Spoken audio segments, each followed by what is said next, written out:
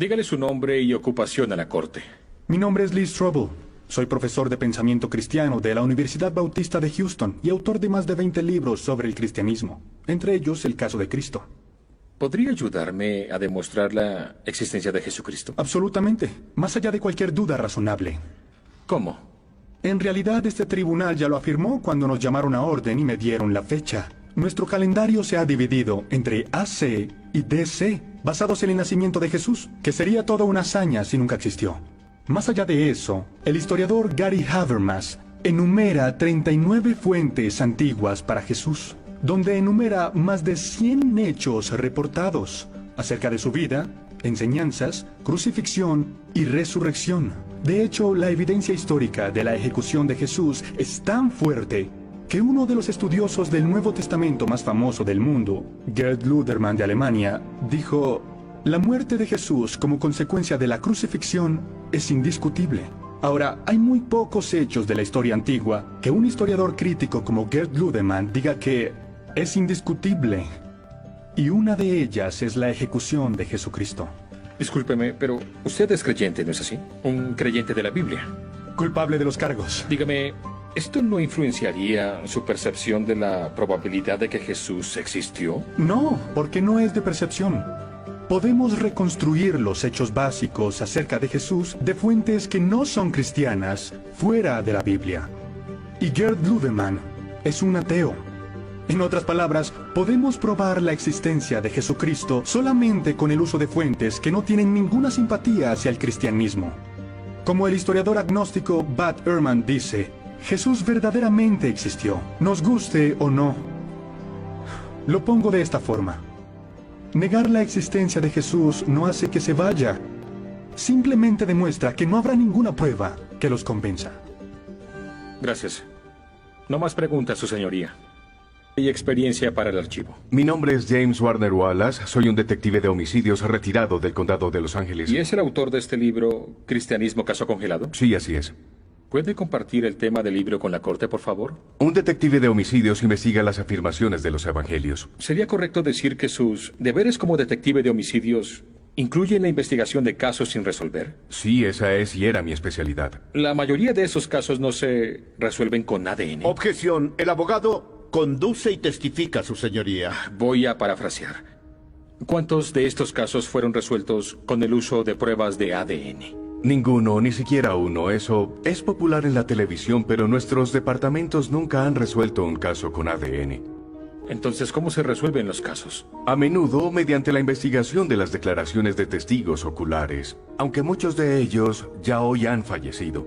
Perdone mi ignorancia, señor Wallace, pero ¿cómo es eso posible? Tenemos unas técnicas utilizadas para probar la fiabilidad de un testigo ocular, incluyendo el análisis de declaración forense. Es una disciplina donde escudriñamos las declaraciones de testigos oculares, lo que eligieron minimizar o enfatizar y todo lo que admitieron. Revisamos los usos verbales, sus conjugaciones, el uso de pronombres y cómo expanden o contraen el tiempo. Y hasta podemos decir quién está mintiendo. ¿Y usted utilizó este método fuera de su área de trabajo? Sí, lo apliqué a la muerte de Jesús en manos de los romanos y usé los evangelios como si fueran otras declaraciones forenses. En pocos meses pude determinar que antes de los evangelios leídos desde diferentes perspectivas, estos contenían testigos sobre la vida, ministerio, muerte y resurrección de Jesús. Y consideró que los 4 relatos podrían ser parte de una conspiración destinada a fomentar la creencia de una fe incipiente. Debe considerar conspiraciones en los relatos de testigos oculares, pero conspiraciones exitosas suelen incluir el menor número de personas. Es más fácil para 2 personas mentir y mantener un secreto que para 20. Fue el problema con las teorías de conspiración relacionadas con los apóstoles del siglo I. Hay demasiados intentando mantener esta conspiración durante demasiado tiempo. Y mucho peor, han experimentado presión como ningún otro, una presión inimaginable. Cada una de estas personas fue torturada y murió por lo que afirmaron ver, y ninguno de ellos se retractó de su historia. Así que la idea de que esto es una conspiración en el primer siglo es simplemente poco razonable. Y lo que veo en los evangelios es lo que llamo declaración soportada involuntaria por un testigo ocular. ¿Qué es una declaración soportada involuntaria por un testigo ocular? Si pudiera prestarme su Biblia. Déjeme ir al Evangelio de Mateo para darle un ejemplo. Voy a empezar con un pasaje en el que Jesús está frente a Caifás en una audiencia. Aquí dice: entonces le escupieron en el rostro y le dieron puñetazos, y otros le abofetearon diciendo: profetízanos, Cristo, ¿quién es el que te golpeó? Eso parece una petición muy sencilla, ya que las personas que lo golpearon estaban de pie frente a él. Eso no tiene sentido. ¿Por qué sería una profecía poder decir quién te golpeó? Pero hasta que lees Lucas puedes responder esto. Él dice: y los hombres que custodiaban a Jesús se burlaban de él y le golpeaban.